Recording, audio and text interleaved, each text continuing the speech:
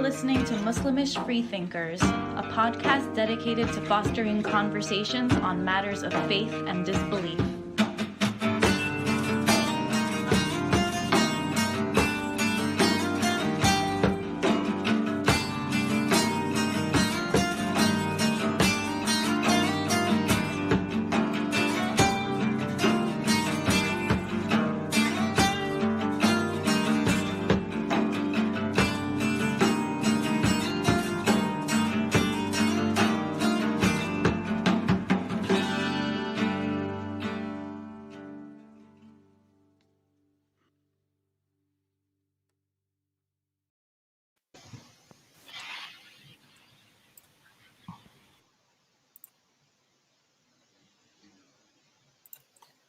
Good afternoon, good evening, good morning, everyone around the world. This is Muslimish live broadcast coming to you. This is Wissam Charafeddine speaking to you, co-founder of Muslimish. And today we have the honor and pleasure of having a very important broadcast. And I will be introducing our guests and speakers in a second. Today we speak again about discrimination against atheists, human rights, violations, and blasphemy laws.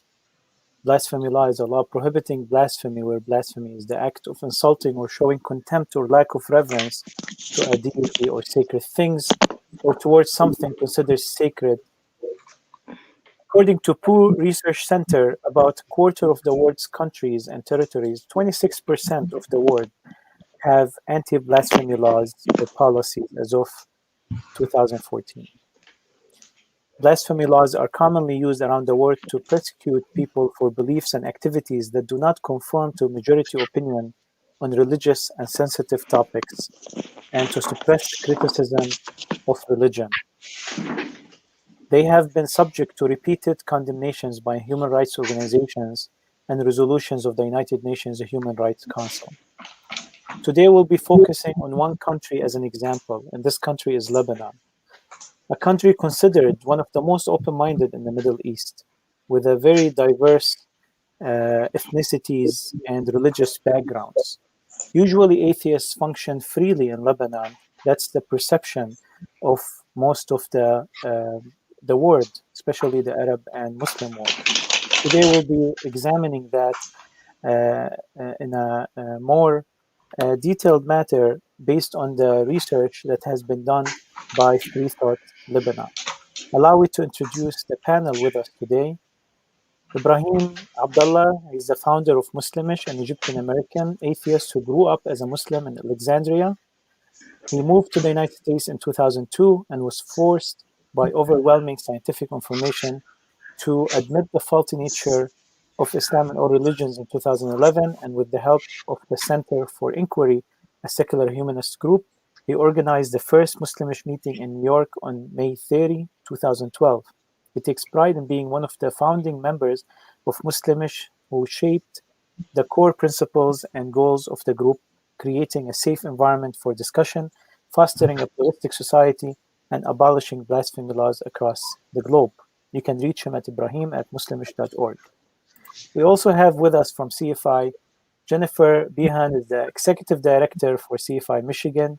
She is responsible for the day-to-day operations of CFI Michigan and is working to build a secular community throughout Michigan. Her interests include volunteer management, program development and evaluation, secular activism, and women's rights. She holds a Bachelor's of Music Education, and in addition to her work for CFI, she teaches private music lessons on piano and woodwinds. Prior to being hired by CFI Michigan, Jennifer volunteered there for 4 years and was the editor of a quarterly newsletter, assisted in long-term planning, and founded several ongoing programs. I know, Jennifer, that this needs updating, but I grabbed it from the site.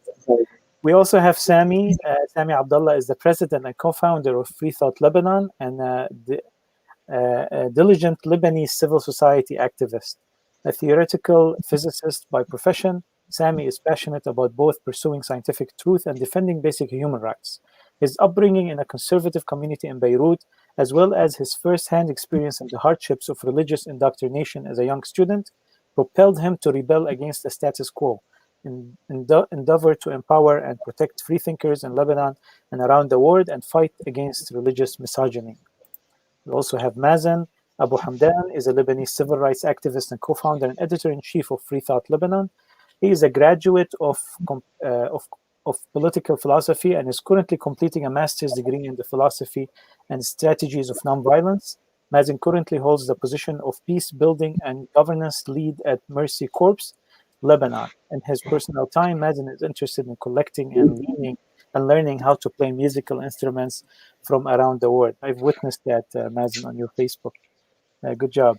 Sarah Haraki, she's joining us today, is a core member and an author of Freethought Lebanon and a civil rights activist. She's an international certified teacher, translator, and an editor from Beirut, continuing her master's degree in Germany. Sarah is driven by the injustices she witnesses done by religion and by her first-hand experiences of religious tyranny and upbringing in the religious areas of Lebanon to stand against religious and societal oppression.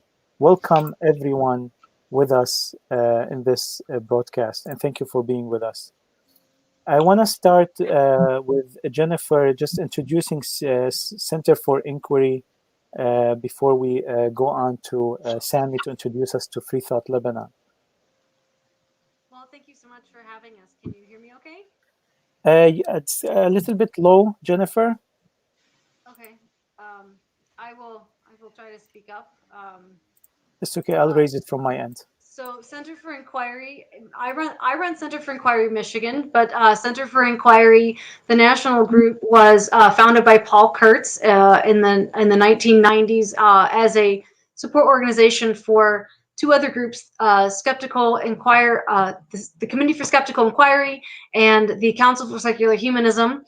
And they have programs throughout the world. And one of the ones that would be most relevant tonight is their Secular Rescue Program that was founded a number of years ago to help secular individuals and atheists who are in countries where their disbelief is not recognized or is outright challenged, as I know many of you on this call are very familiar with. And so it was through that connection that I met Wissam and Ibrahim, and I had the pleasure of being at that meeting in 2012, thanks to the generous invite of Wissam to help those guys get organized. And yeah, so the CFI's program, Secular Rescue, helps, I think, a couple dozen people a year. Most of the time, it's just connecting them to resources. And a few people each year, we actually have a special fund that helps to try and get people visas and helps to extricate them from dangerous situations. So you can check that out at secularrescue.org. And then in Michigan, I work at the grassroots level and often collaborate with Wissam and other groups to host lectures and events to help raise awareness about the issues and also just build secular community in the state. Thank you, Jennifer. Sami, I'd like you to introduce Freethought Lebanon to us, and then introduce the first video that we'll be watching and the research that has been done behind it. Can you unmute yourself, please? Excuse me. So thank you, Wissam. Hello, everybody, and thank you for this very beautiful gathering. And yeah, so Freethought Lebanon was founded in 2007. That's quite a long time ago. We first started working under the name CLAFA, which stood for Coalition of Lebanese Atheists, Freethinkers, and Agnostics. And in the year 2016, we decided, so in the beginning, we were more focused strictly on the rights of non-religious people, and we decided to widen the scope a little bit. And then we changed our name to Freethought Lebanon. And currently, I would say we are mostly, our main focus is taboos. Any taboos that we have in Lebanon, we want to break those taboos. Any restrictions we have on freedoms, we want to fight those restrictions. So I would say we are mostly interested in freedoms in general, and in particular freedom of speech and minority rights in general, and in particular the rights of the non-religious. Why the non-religious? Not because they are better than other people, but mostly because there's nobody else doing this job in Lebanon. And so concerning the last project that we've been doing, so the project is called Atheists in Lebanon. It's a report, it's a very detailed report about the human rights violations and discriminations against atheists in Lebanon. So the report was conducted over a period of 6 months. 19 people contributed in this work, and it had 4 main categories. The first one was a legal report in which we studied the discriminations by the law. The second one was a media analysis in which we digged into the biases committed by the media, Lebanese mainstream media channels against the atheists. The third one was the case studies, which was basically 40 interviews with victims of discrimination against atheists. And finally, maybe the most interesting finding was the survey, which was the first survey ever about discrimination against atheists. This was a perception survey conducted with atheists in Lebanon, 644 in particular. And maybe we can start right away by watching the main findings of this survey in this 5 minutes video, Wissam. Okay, thank you, Sami. So we'll be playing the video right now, and then you can comment on it, and we go from there. So the video is in Arabic. There's English subtitles, so yeah. And by the way, if you want to, for those participants, if you want to maximize the screen, just double click on the output screen.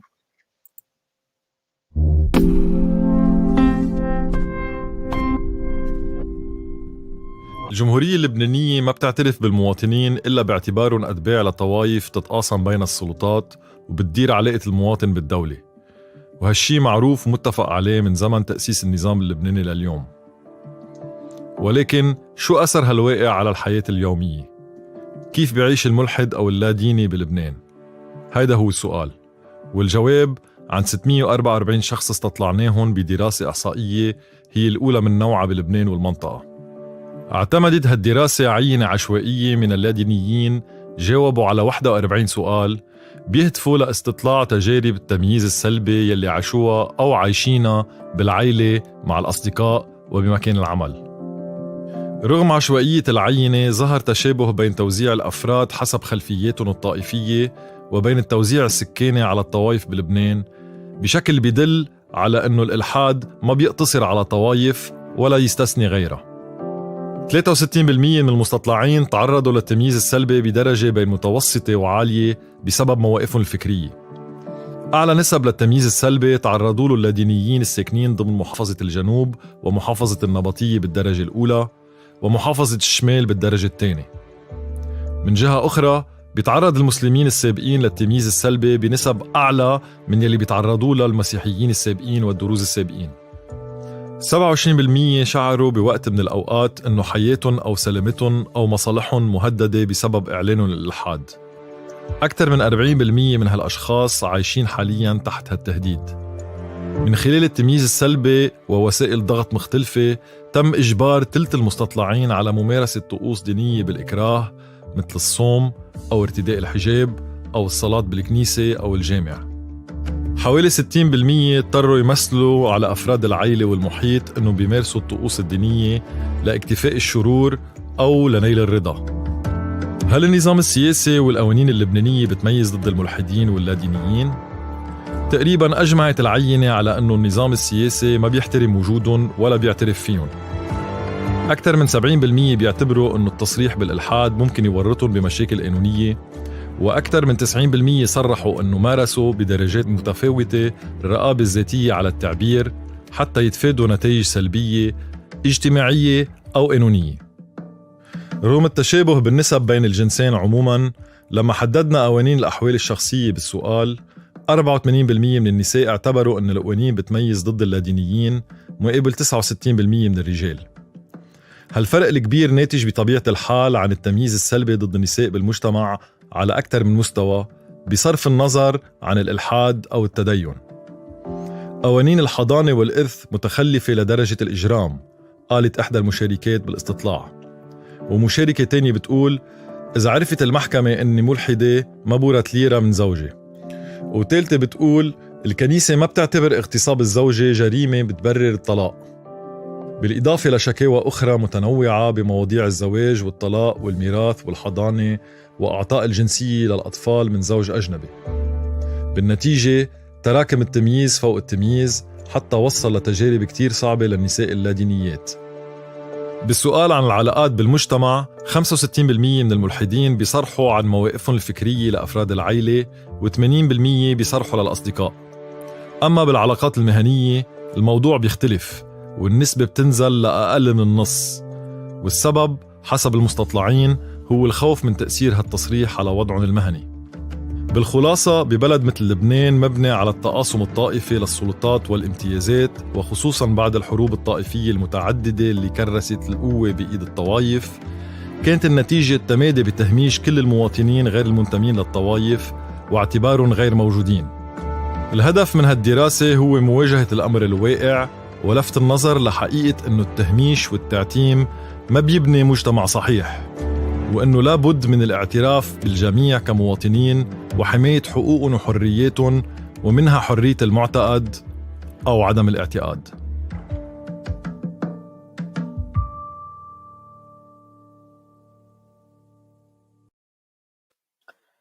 Thank you very much, guys. Freethought Lebanon, we extend to you much appreciation for this effort and for this report that speaks on behalf of human rights and freedom of expression.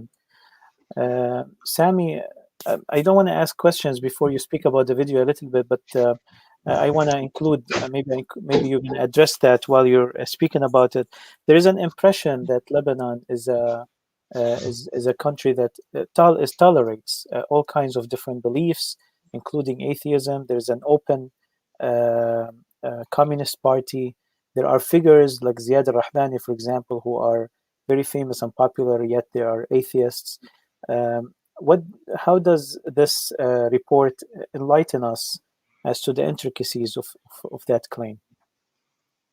I think this report, the main thing that it tells us is how bad things are in the Arab world. Is if the country that we see as the least oppressive when it comes to atheism is showing high discrimination, then what can we say about the rest of the region? I think what this also says, and like this is partially my personal opinion, is that atheism is still a taboo that was not really brought to the public yet. You know, there are many taboos in Lebanon. Some of them, they were brought to the public, but for some reason, we have a thing with atheism in Lebanon. So, for example, if you refer to people who are not very religious or even non-religious, it could be fine until you use the word atheist. So this word is still equated with Satanism. It's still like people still think that atheists are immoral, and they didn't come in peace with this term yet. And I was personally a bit surprised to see the backlash that we were recently receiving on the page upon publishing the results.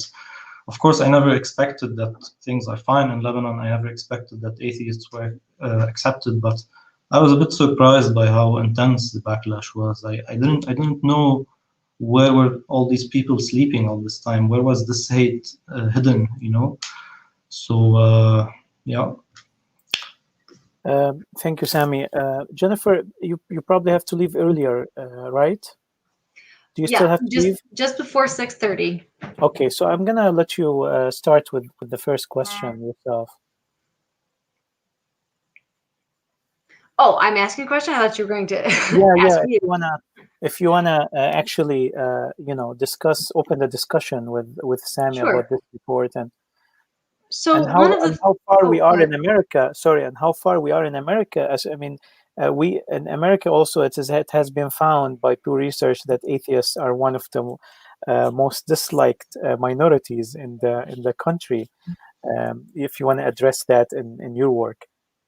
Yeah. So blasphemy. One of the things that CFI has worked on the most in this regard is fighting those blasphemy laws directly through our status at the UN, and we obviously have we're only a special it's a special envoy recognition with the United Nations, so we don't have a lot of power with that. But we recognize that blasphemy laws really are a political tool, right? They're based on a religious belief, or they claim to be, but really it's about silencing positions that people don't agree with. And I know that especially in a lot of Arab countries, that's really, really specific.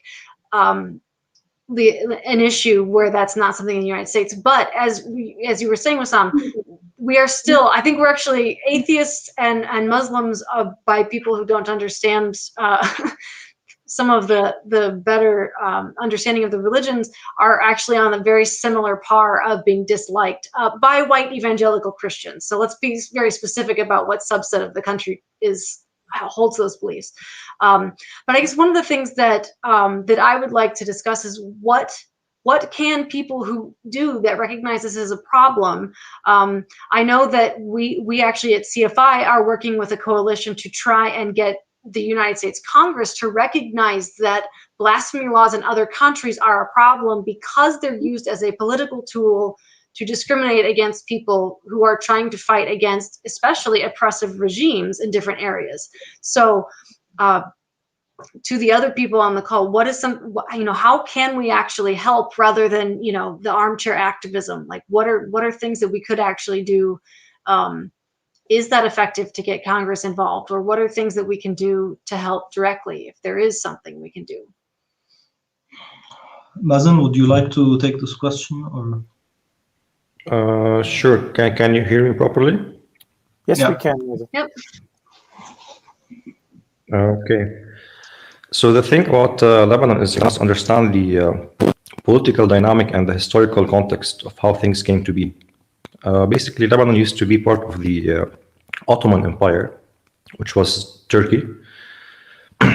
And once Turkey fell after the First World War, Lebanon was taken over by the French mandate, and a country was born just over 100 years ago, with the main goal of having a country for Christian minorities in the Middle East, because Christians used to fear being dissolved in a larger Muslim Arab world.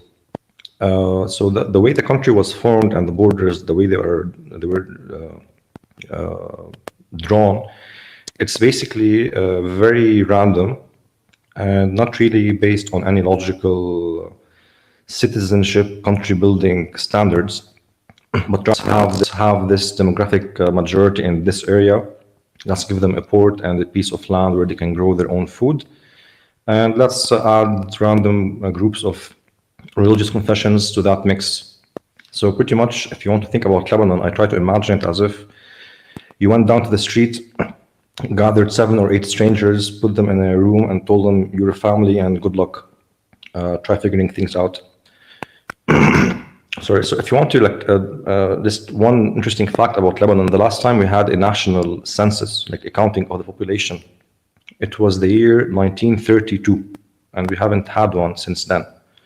And the reason is how many people are with members of each religious group affects the way the political power is distributed.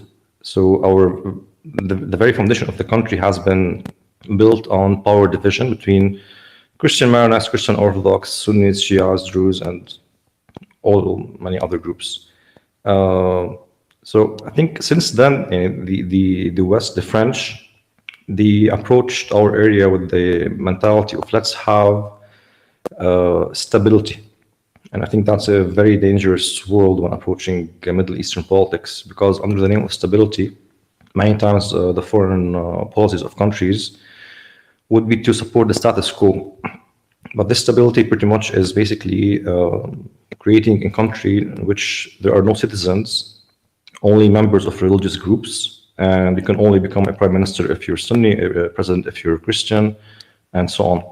So I think what you can do to push is just understand the whole sectarian power division.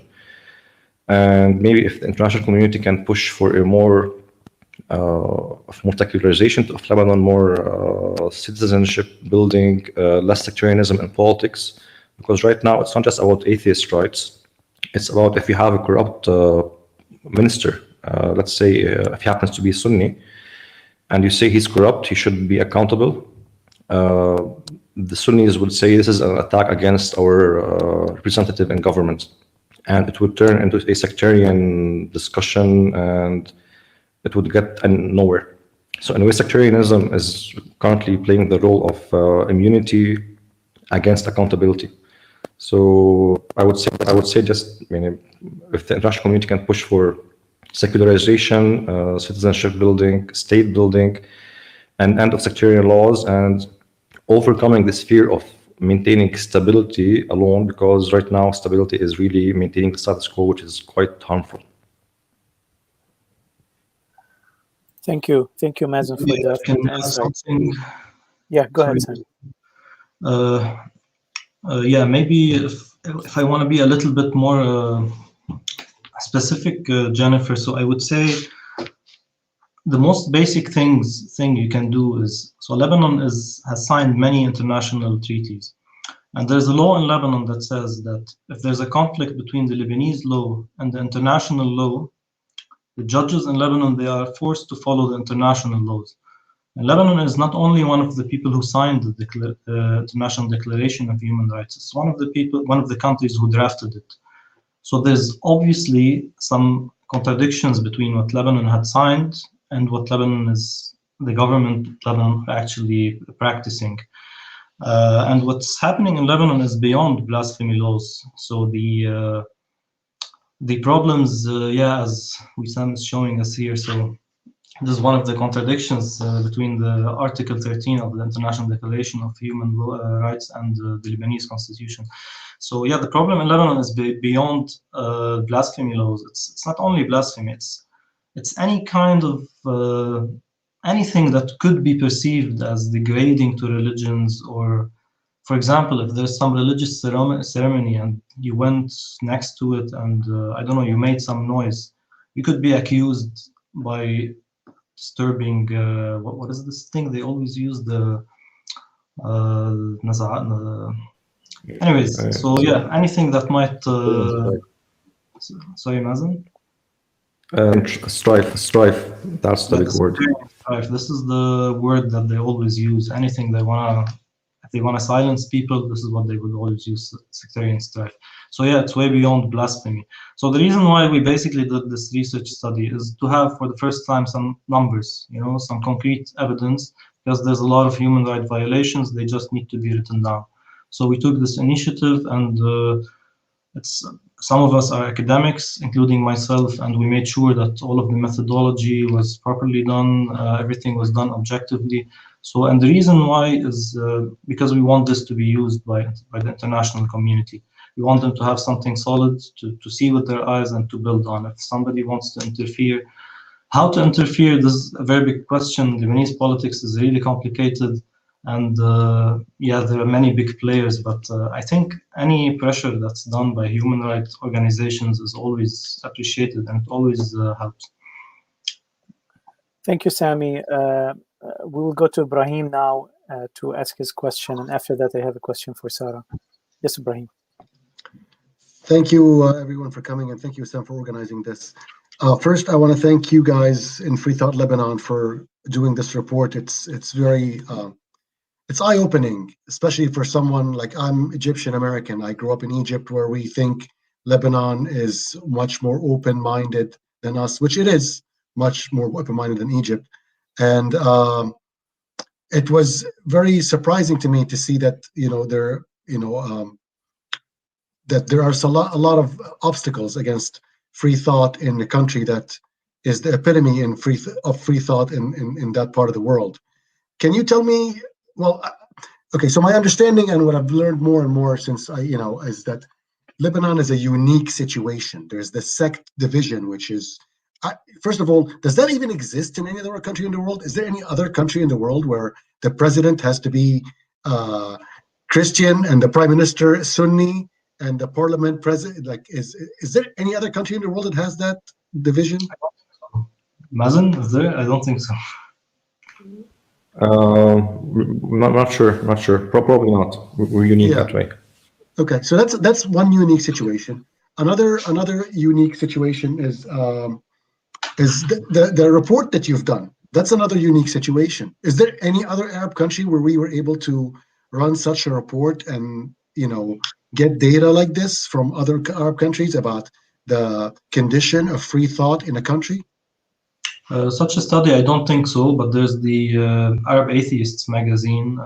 It's not a study, but I think you're aware of the magazine. But such a study, but we really hope that this will push other people in the Arab world to do similar studies, and we are really willing to help by providing all methodologies, the advice. So all the resources we collected, we are willing to share because we really want this done in other countries. Okay. And another question I have is, how do you think the majority of Lebanese view their identity? Is the national identity, the Lebanese identity, in existence at all? Or everybody identifies with their sect, or they identify as something else? Like, I'm not gonna make any examples, but I'm just saying, like, do people identify as Lebanese or as Sunni, Shia, and Maruni, and whatever? I think I can answer that. It's my line of work. So basically, Lebanon has 18 official religious groups. Many Christian, many Muslim, and even Jews and Druze. And these definitely do not have the same sense of identity. Actually, one of the funny things about Lebanese politics is the discussion of whether Lebanese are Arabs or not. And usually you have Muslims are more likely to say, yes, we are Arabs, and Christians who want to say that, no, we are unique, we are different. And they say, no, we are Phoenicians. And they use this historical reference of like 2,000 years ago, where we had Phoenicians in Lebanon. So even after we had the civil war, which was mostly fought according to religious lines, and they wanted to write a new constitution. And this was a debate, like what do you put in the constitution? Is Lebanon an Arab country or not? And they eventually had a compromise where they said Lebanon is a country with an Arab face, which is the wajh Arabi, which is neither yes nor no. So we have this issue. We have failed to manage diversity properly over the last 100 years. It has always been a state of competition between different religious groups to get more power. And oftentimes, because they have no common identity, whenever there's any regional conflict, any international conflict, different parts of the Lebanese community would ally with different regional players. So right now you have some people with Saudi Arabia, others with Iran. In the past, you had some people with the Europeans and others with Abdel Nasser. Sometimes with the Palestinians, sometimes anti-Palestinians. So we always have these issues because we have no common identity. I think most recently, the revolution that happened in 2019 has started to break away those barriers. And there is hope of building a new identity on the basis of non-sectarianism, citizenship, but it's still blossoming and far from realized. Thank you, Mazen. Sarah, first of all, we hope that you feel better, and thank you for actually staying or honoring the commitment of being with us today, even from the hospital bed. So thank you very much. We appreciate it. And we hope that you get better. You definitely look very good. So that's a good sign. Sarah, a question about the process. I know that you were on the ground collecting the surveys. Tell us about that experience. It's a very unique experience. Especially dealing with people sometimes who have dealt with trauma or they still have fear, like the survey have shown.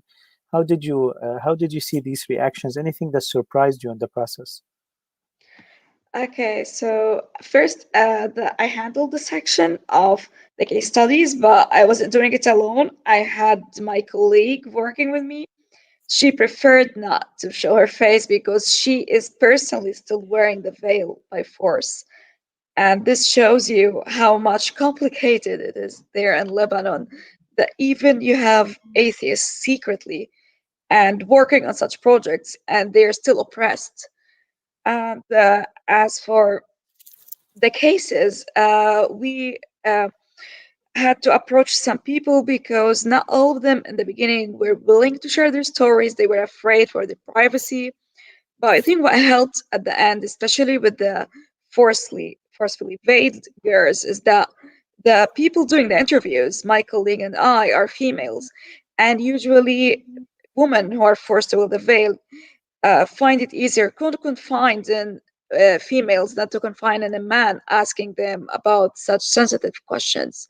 So I think this is part of what helped in maybe having this huge number of forcefully veiled girls among a number of the interviews we had.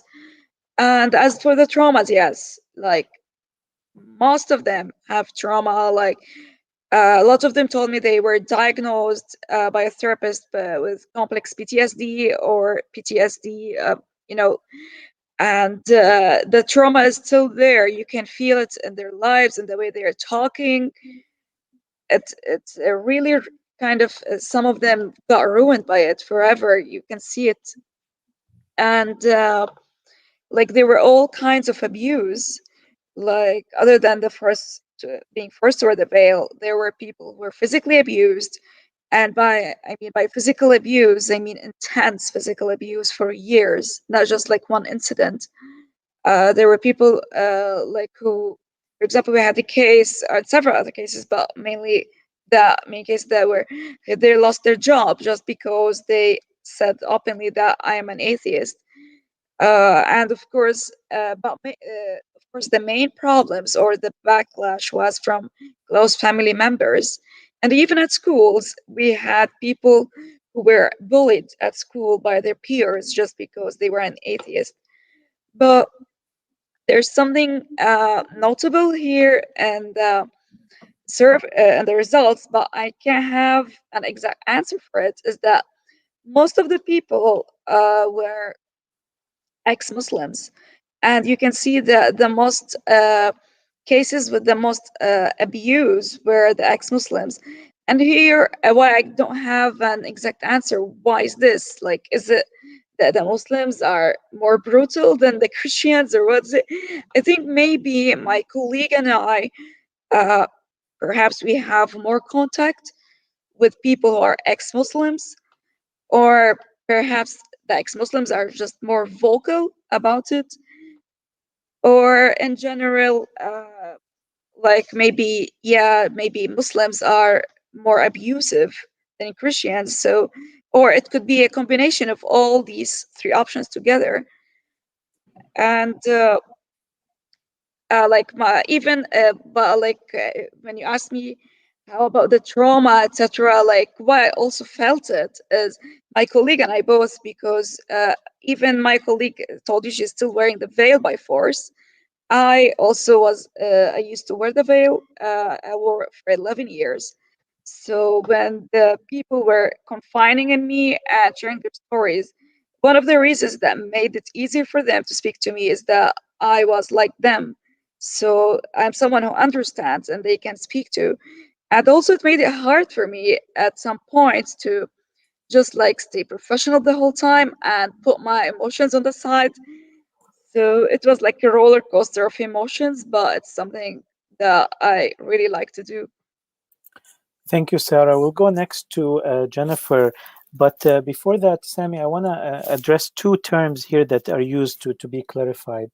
One, when we use the term oppressed or abused, let's talk a little bit about this, because sometimes it's not necessarily physical abuse, sometimes just the societal pressure, just knowing that there are consequences. They might be subtle or long-term. They might be loss of job or loss of connections. Let's talk. Can you clarify, the different kinds of abuse that usually can face an atheist? And also, when you mentioned taboos, I just want to clarify. I want you to clarify that, when we talk about taboos, what kind of taboos we're talking about. Sometimes there are good taboos that exist with everyone, but what taboos are we talking about specifically that you feel that they need to be broken because they are associated with human rights violations or suppression of freedoms? Mm-hmm. So for the first question,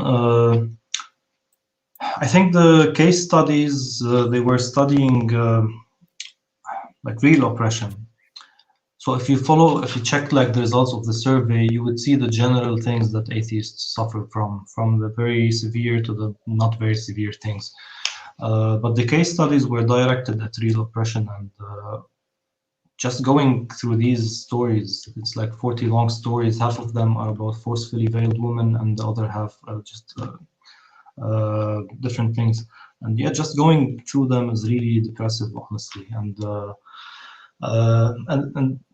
yeah, there were many different examples of like domestic violence, people who were forced to wear the veil, people who were forced to practice religion, people who were kicked out of their houses because they were not religious, people who were kicked out of their jobs, yeah. Concerning your second question about the taboo, I think the biggest taboo we have in Lebanon is discussing religion or anything that might portray religions in any negative way. And this is one of the things that we are trying to help with. We are trying to teach people the difference between attacking persons and between attacking ideas, and how attacking ideas should be permitted no matter where these ideas come from, and that religious teachings, they are seen as holy not because they are holy, just because it happened that religious people had power in Lebanon and they just put these laws, you know. So this is what I meant by, this is the main taboo, I would say, are discussing. But other than this, of course, LGBT rights are seen as taboos. The word atheist and atheists in general, this is one of the big taboos. Mazen, maybe you can add something about this fast, or because we were discussing this just today, Mazen and I. Sure, we just have a culture in Lebanon where we do not like to have difficult conversations. We just live in denial. Even how these people see each other or see people from the other sect, we just don't discuss this. Even after the civil war ended, we had 15 years of massacre and maybe 100,000 casualties. And after it was done, we decided not to discuss this at all, just to pretend that it never happened and let's move on. We have a very unhealthy attitude as a people, as a culture, towards difficult conversations, and this causes problems on all fronts. So I think what we try to do is we just try to say that nothing is off the limits when it comes to being discussed. Everything can be discussed, and nuance is always needed. So in addition to atheism, secularism, LGBT issues, in a few weeks we're going to host an event to discuss the right to have a secular funeral. So how can you die and not be forced to be buried according to religious ceremonies, but have your own thing to be burned or to be to donate your organs or whatever you want. So this is a very taboo topic. So we just try to push the realms of free speech, of free rational discourse, and we're quite happy. I think we sum it up by always saying people have rights, ideas do not have rights, and all ideas can be discussed. Thank you, Mazen. And from Beirut to Grand Rapids, Beirut, where civil marriage is still prohibited, and with Jennifer in Grand Rapids, Michigan, who has fought for the rights of secularists to have a secular marriage. Can you comment on that, Jennifer, and any question or a point of discussion you'd like to add? Yeah, so the thing that I keep hearing, and this sounds like such a complex issue, and obviously being in the position I'm in, I've dealt with the intersection of religion and politics in the United States, but that Lebanon, as Ibrahim was having clarified, I had the same question: is there any other country in the world that is like this? Like, it seems like you're in this really interesting puzzle. And yes, we just recently were able to secure the right for secular individuals to have a secular person celebrate their wedding. And so it's one of those things that you just wonder, like, what is the next step for you? Because, you know, we in America are just finally getting the ability to have the person of our choice celebrate our marriage. And it seems like you guys have even more complex issue there. And not to mention the discrimination and the negative portrayals in the media that you also highlighted in your survey. We have that same problem here, but it seems to be a whole nother level. So what do you guys see as the next action steps now that you have this data?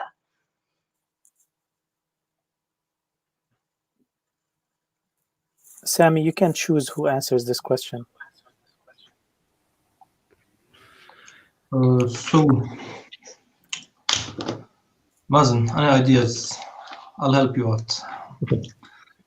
It's definitely we live in a challenging with very unique with its difficulties. I think it's because, and if you want to compare it to other Arab countries, where you have one dictator and one people, and so it's kind of a horizontal division between the dictator and the people. And in Lebanon, it's different because we have a vertical division. We have like 6 or 7 dictators, and the people themselves are divided. So I think anything we want to do for change has to do with flipping this division, and we have to unite people from different backgrounds, not just atheists. We have to like bring abroad moderate religious people, the seculars, and we have to change the way the country functions politically in order to have like of democracy, transparency, accountability, all these things, and social trust. Even in marriage, like one of the basic things that bring people together is if you are allowed to marry each other, and in Lebanon that's not allowed. Intermarriage faces many legal obstacles. We actually don't have a personal status law in Lebanon that's run by the state. We have 10 different laws, and each belongs to a different religious group. And I just got married 2 weeks ago, and I had to fly to a different country to get a civil marriage and then to get back to Lebanon. So that's of our country. What can be done?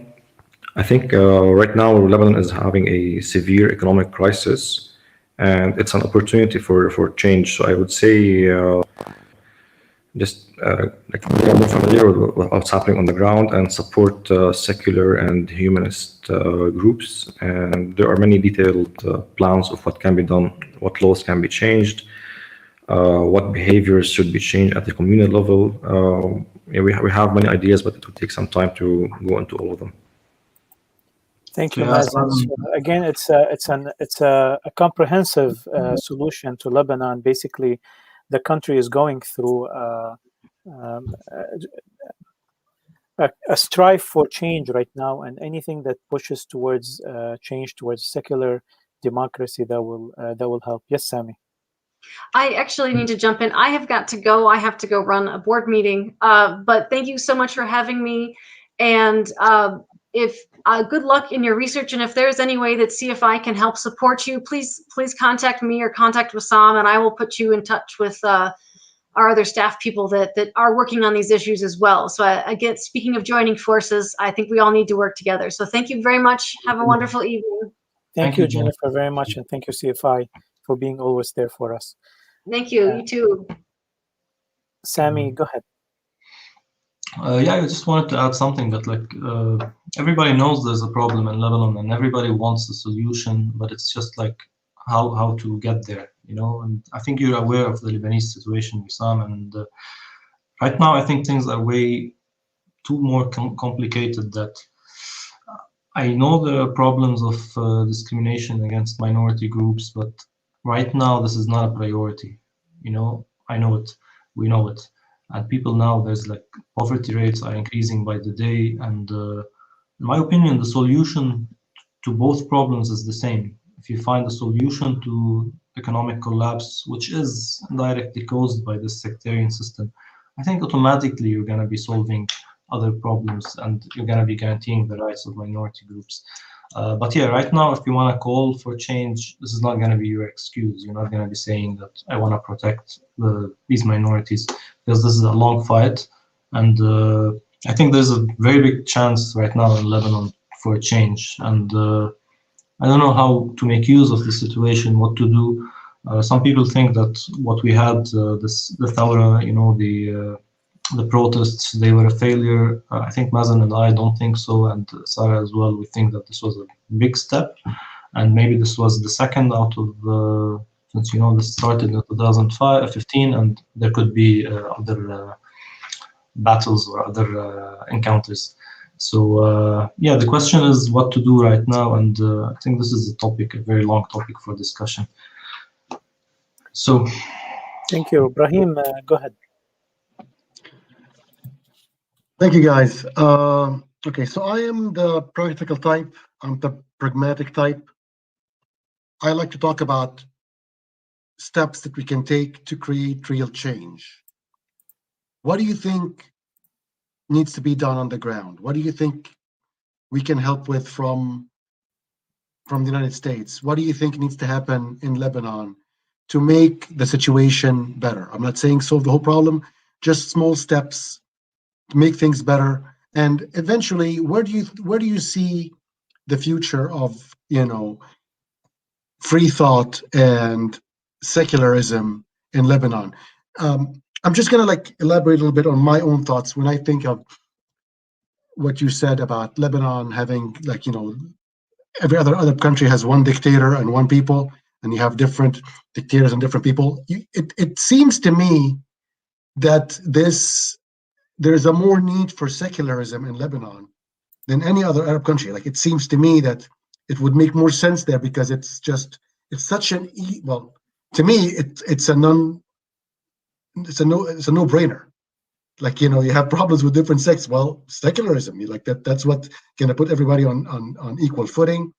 That's what should eventually lead to, you know, progress in my mind. But where do you see things? What do you think are the next steps that need to be done on the ground to make the reality of people's lives better?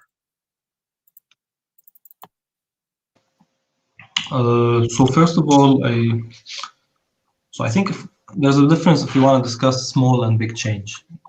Small change in terms of like widening a bit the spaces of freedoms, this can always be done. This can be done by, if you have funds, you can invest in projects like the one we did.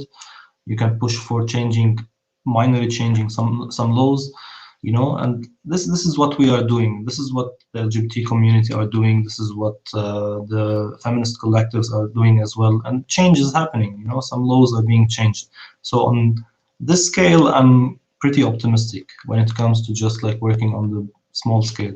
When it comes to big changes, which is like changing the whole system, secularism, introducing secularism, this is a whole different discussion, because so Lebanon is governed by a big mafia, you know, and there's international politics which is interfering in everything. Every one of the dictators in Lebanon is being dictated by somebody outside of the country. So it's a very big and complicated thing. If you want to talk about changing the constitution, everybody is scared. This is something I don't think that should be discussed. So this is why I always think that it's better to discuss changing laws than changing a constitution. Mazen, I feel you want to say something. Sure. So definitely secularism is the way to go. But some of the Lebanese constituents fear secularism, specifically like Muslims are against secularism as a principle, and the Christians are fearful of secularism because it would mean in their minds that they would lose power, because right now, demographically speaking, Muslims outnumber Christians in Lebanon, maybe 65% Muslims to 35% Christians. Do you feel secularism by definition means democracy? Yeah, I agree with you. But you would actually hear on the streets of Lebanon, some Christians, they would say something, if we become secular, then Muslims would outnumber us and they would rule the country, because they think democracy is just about the majority rule, and they're not the majority, and then they would lose. So I think sometimes actually we have sectarian leaders like Birri, the Speaker of the Parliament, and he is a sectarian warlord, and sometimes he uses the words particularly to scare off his Christian opponents. So it's very tricky. So I think we should go for secularism, absolutely, and we should be smart about how we do it.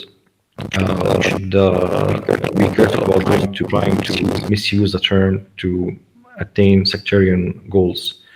So I would say we have some legal work to do, we have some behavioral change to do, we have some social trust building to do. And interestingly, there are many things we have found out in this study. For example, recently, maybe in the 1997, a bill, kind of a law was passed that forces public schools to teach religion in public schools.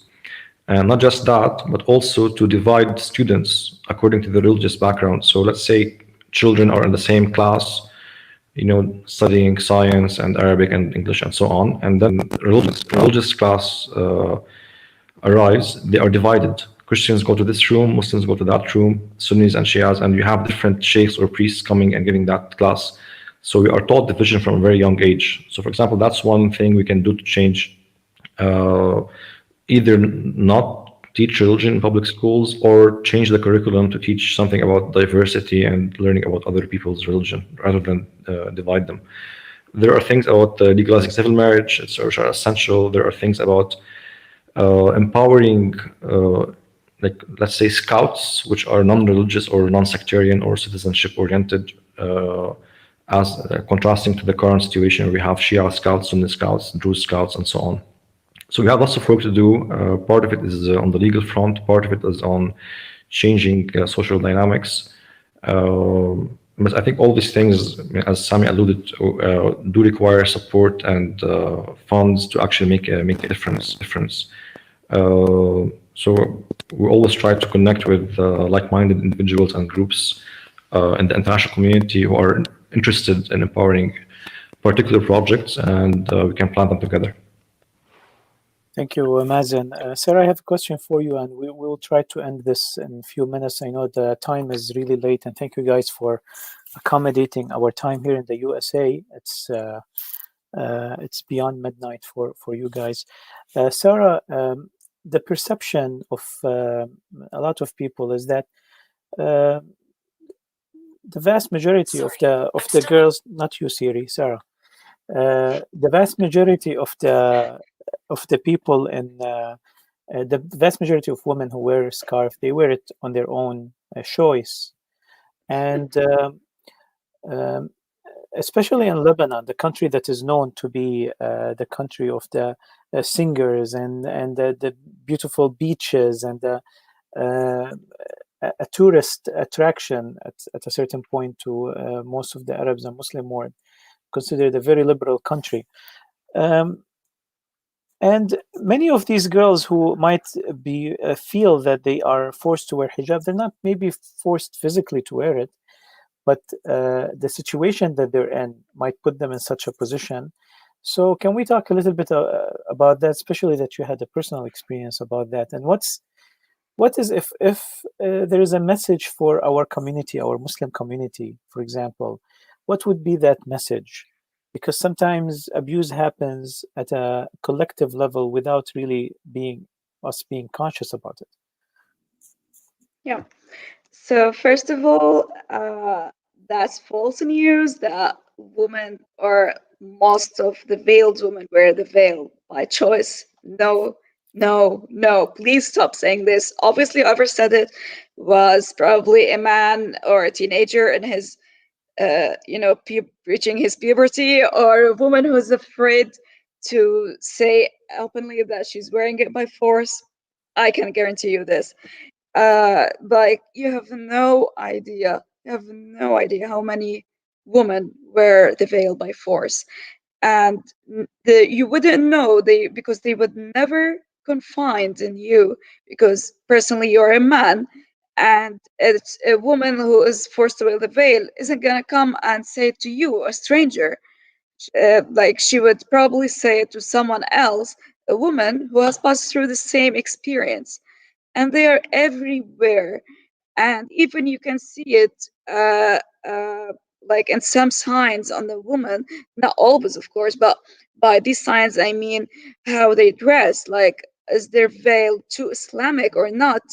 You can see from the way she's expressing herself that she's trying to not be so expressive with the veil, like this, it's saying this is not completely my identity, while but still of course there are women who wear the long like loose Islamic clothes, and they are wearing it by force. And I know a lot of them who do, and I still know now personally a lot of women who are wearing it by force. And even after publishing my first article, a lot of women contacted me, and I was shocked by the amount of feedback I received from them, just wanting to share their stories and telling me, I'm wearing it now by force and I can't take it off because my family would kill me.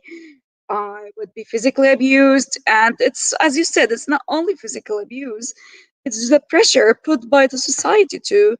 That can be emotional pressure or verbal abuse that can make the woman cave in and still wear it instead of having enough courage to take it off.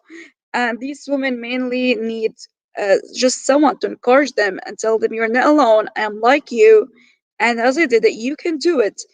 And I heard this from many of the females who contacted me. They were telling me, oh, you're like you being vocal, like helped me to gain more courage and to take the step and take it off. And I think as a message, well, that's something that I haven't really thought of, but now what comes to my mind is that usually because people say, no, the girls choose to wear it on their own. Oh, yes, she said, yeah, I want to wear it, but let's look at the girl. She's like 8 years old, 10 years old. A girl at such an age can't really make such a life-changing decision.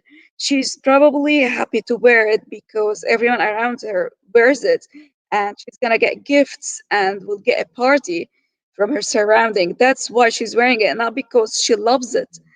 And later, when she grows up, she's gonna not gonna want to wear it anymore. She's gonna change because people change. We're humans. We're not the same person we were 5 years ago. So what about 10 or more years ago? So as you now, you're a different human being than you were in the past. This woman who, or this girl now that you're gonna first to wear the veil, is gonna change in the future and will have her own thoughts and might want to take it off. So just don't judge them. Don't immediately say, oh, she's a prostitute, or oh, someone else has put that thought into her mind. No, people can have thoughts on their own.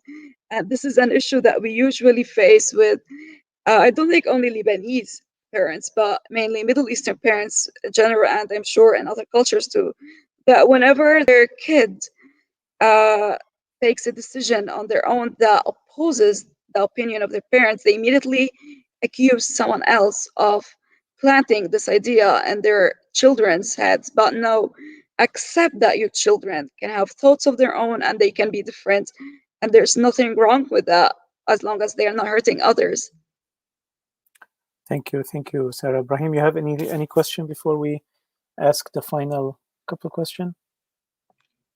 No questions really. I just want to I want to thank you again, everyone, for all your hard work. It's great work, and it's absolutely needed. And I hope that it will become a pattern or set some sort of roadmap for other organizations in other Middle Eastern countries to follow. Because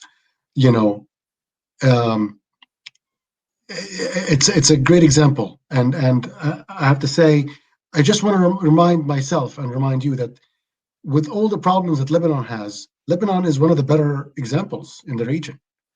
So it just shows like when we have a little bit of freedom that we can speak about these things, what information we can find. Yeah, true. If showing the best case scenario is like this, then we exhibit A is enough to make a point. We really have come to an end to our program. I wanted to mention some of the aspects of the survey that has been done, including some of the outrageous statements made by many officials and media people.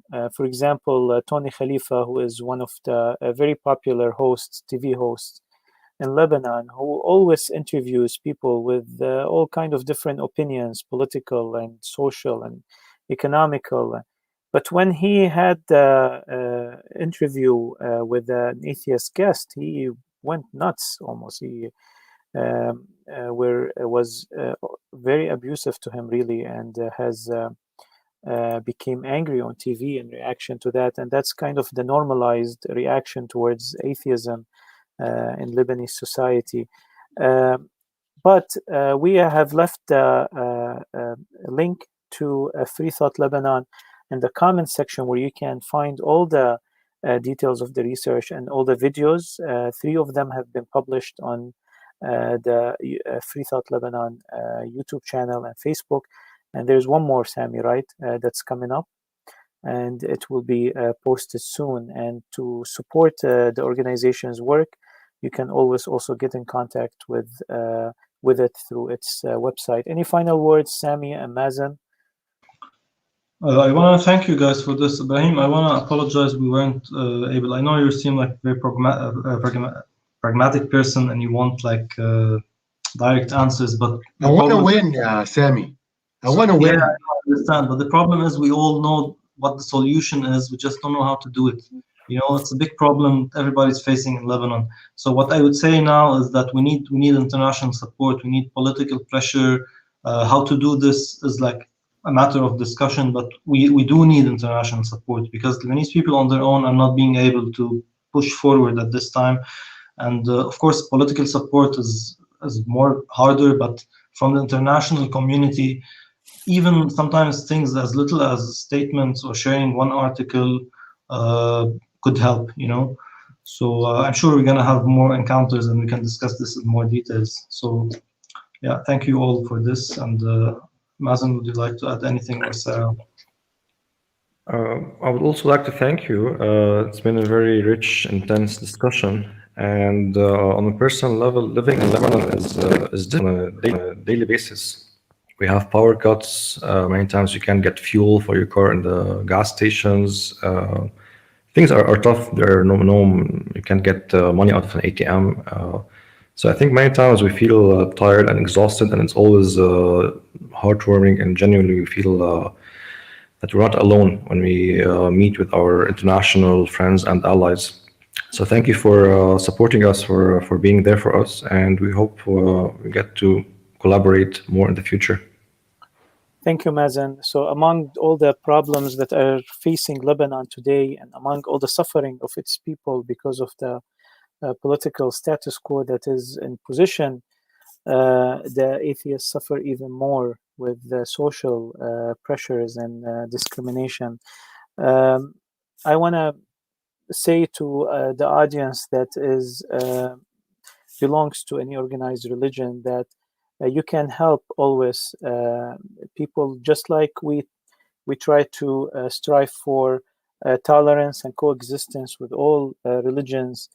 Atheism is also a philosophy and a way of life and a way of thinking that also needs to be supported, normalized, respected, just like we do just like we expected to anyone else.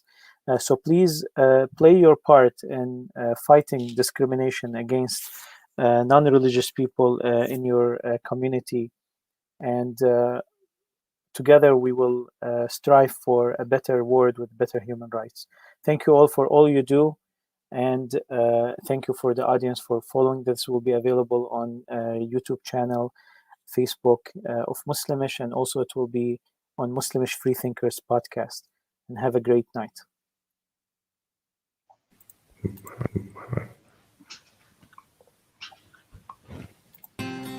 Thank you for listening to Muslimish Freethinkers. Do let us know what you think of this episode at facebook.com/Muslimish. Don't forget to visit us at muslimish.org.